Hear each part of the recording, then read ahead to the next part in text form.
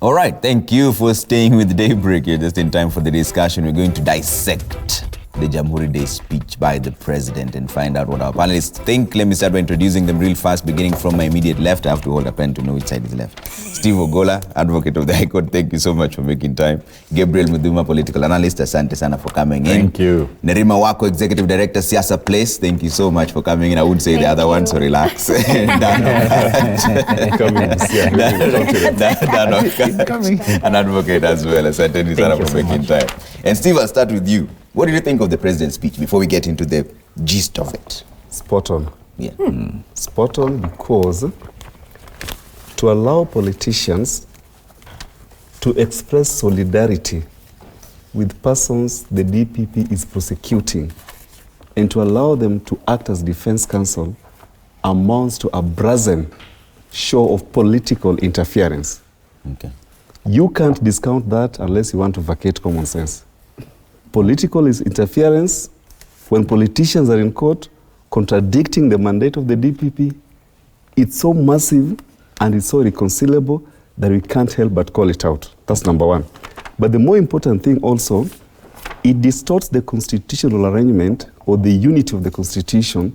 You know, the Constitution, one of the principles that are guiding the Constitution is the principle of intergovernmental or interagency committee, which means mutuality, courtesy, respect, restraint as against each other. Yeah. If you have a mandate to oversight, stick to that mandate. You cannot cross the other side and start attacking the mandate of another co-equal independent organ of government. That is so wrong. And talking of oversight, it now creates what we call reverse oversight. Yeah. Because it confuses or conflates the mandate of the Senate. The Senate, in a perfect setting, is supposed to complement the work of the DPP. Okay. The DPP has a prosecutorial mandate, which means he prosecutes for criminal culpability. The Senate is supposed to use the EACC report, the DPP is mandated to prosecute, to pursue political accountability, which means assessing these reports, indicting the governor and his people.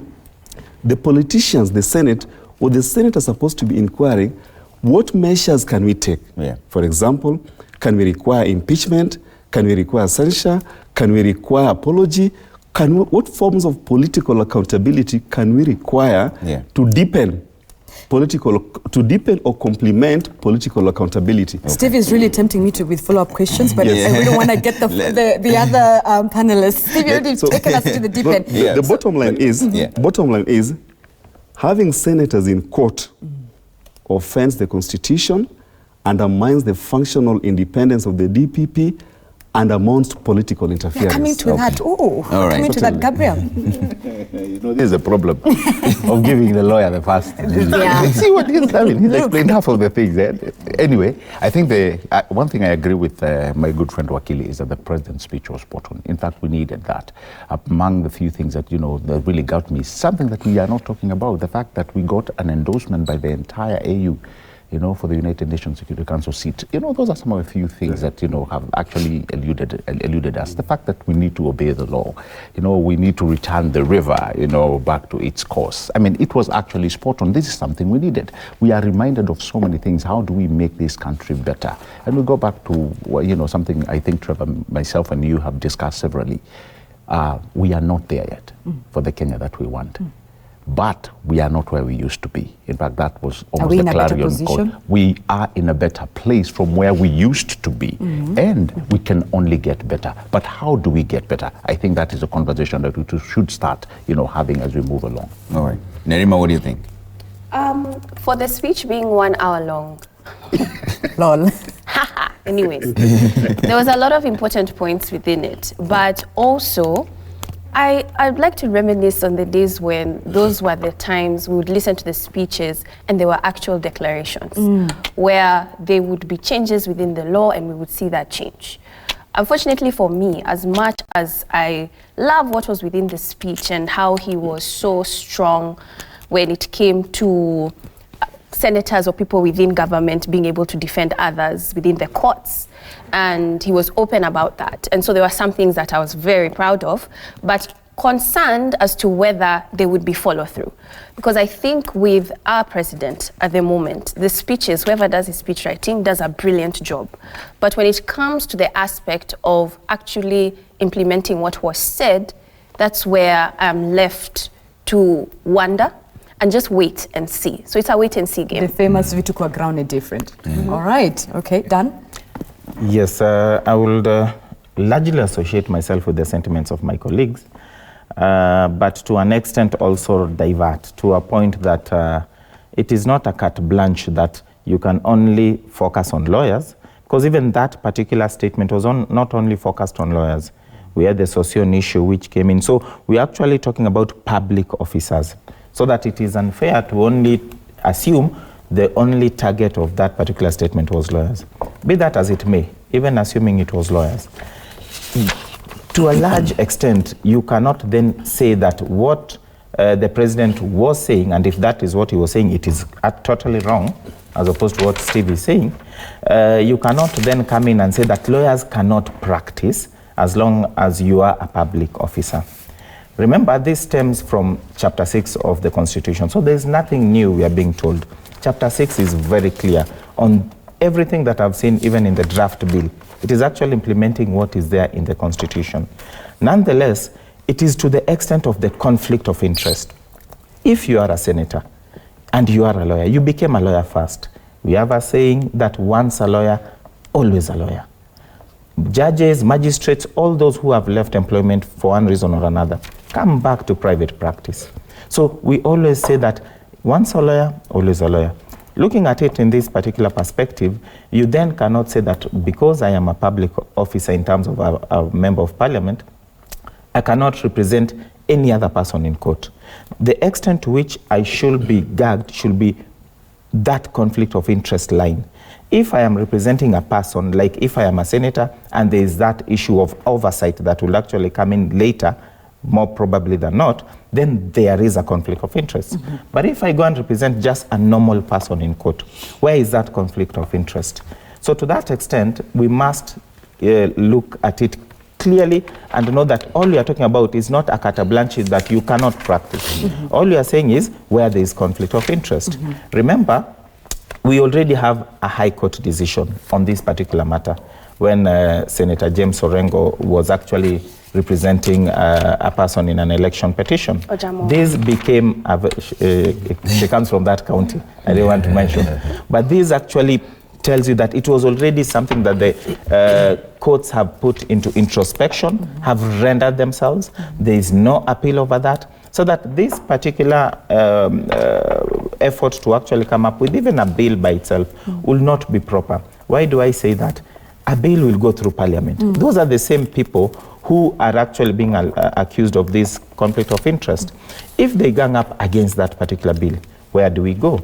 So that the best option would have been to seek for an advisory opinion from the Supreme Court. That will actually have an legal effect. And Gabriel, you had a very different, or rather you brought in a fresh aspect of this as well, but this is not the first time you're seeing the Senate defending individuals or political people. The same Senate defended individuals and political parties in the last, I don't want to call it the last general election, but the last time we saw them at the Supreme Court during the petition. And you know, our good friend may actually give us a good a good view from the legal perspective. But I mean, to me, sometimes I look at it, we saw an array of lawyers during the DCJ, Mwilu, you know, when she was brought to court. We saw them, the likes of Orengo, senior counsel.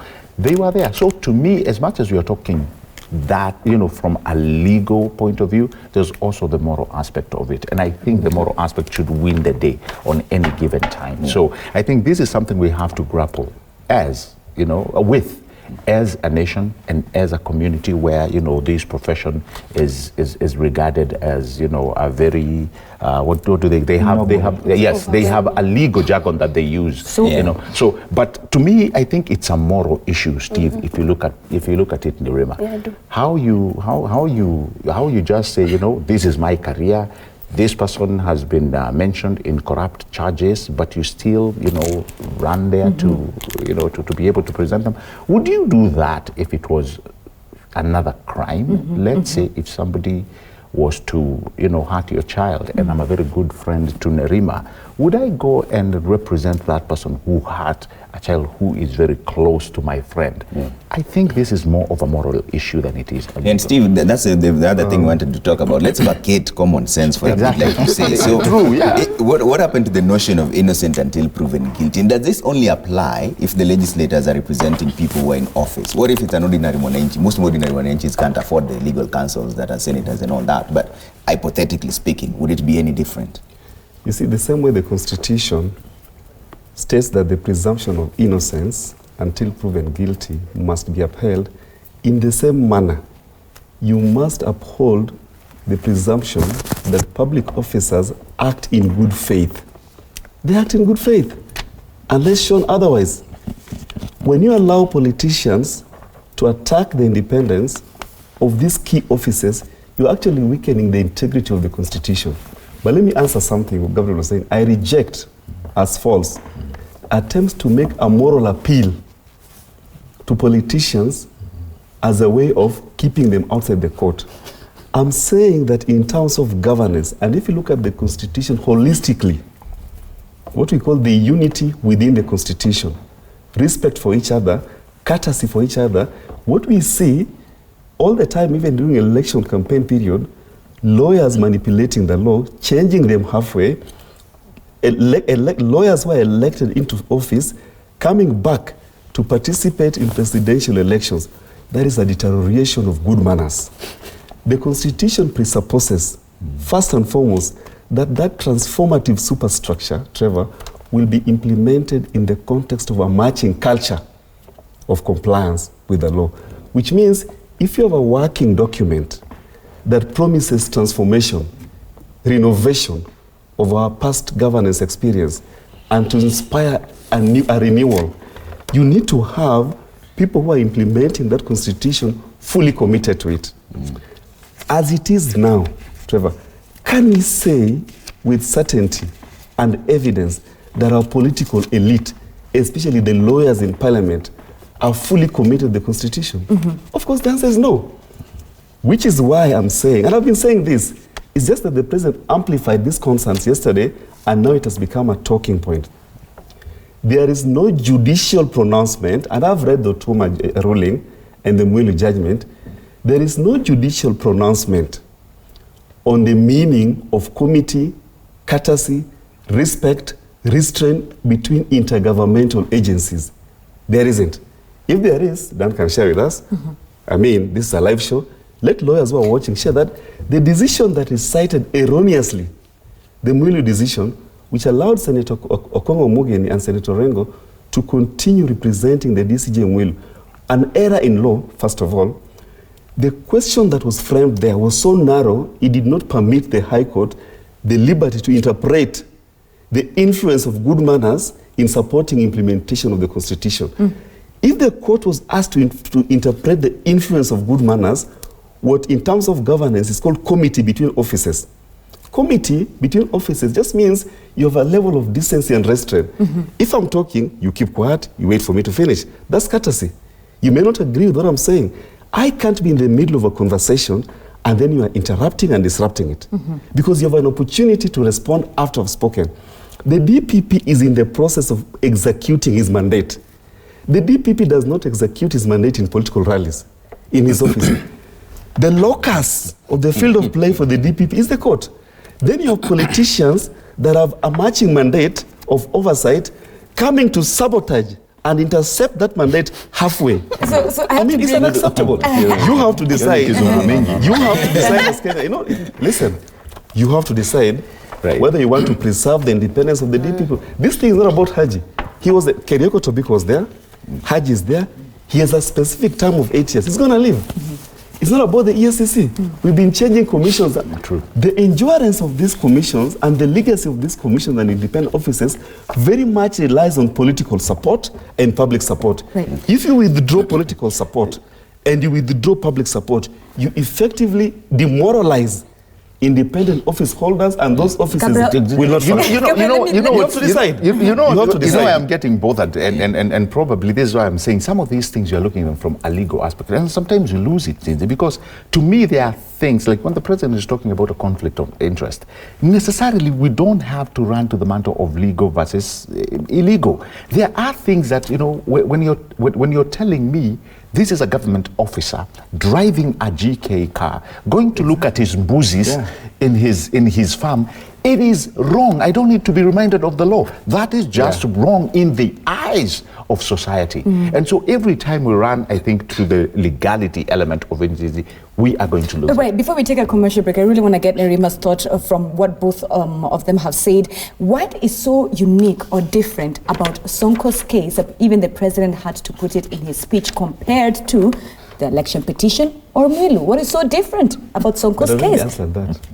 I want to hear it from her. I would have to say that I think what's unique is the aspect that we're dealing with the capital, one. And also, we've seen Sonko go against his own party, the own party leader.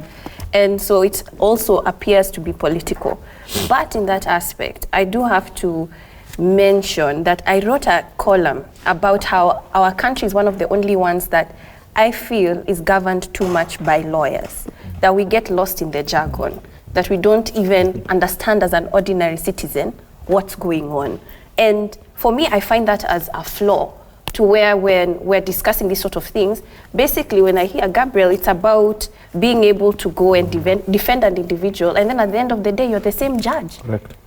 That is wrong. Totally. Simply put, without laws and articles and constitutions and chapters, it is wrong. Totally. And so that's the discussion that we need to be having as citizens and being able to educate our people. And that's the issue that we're having right now. It's not about it being political, it being Sonko, it being Nairobi. No, that's it. All right. We have to take a quick break now, and it is still perturbed. No, she's right. Right, we have to take a quick break. We'd like to hear your views as well. 22423 is the SMS line, at Trevor Mbija @Zinzi_K, at Citizen TV Kenya, #Daybreak. When we come back, we talk about what does that then now mean for the fight against corruption. That in just a bit.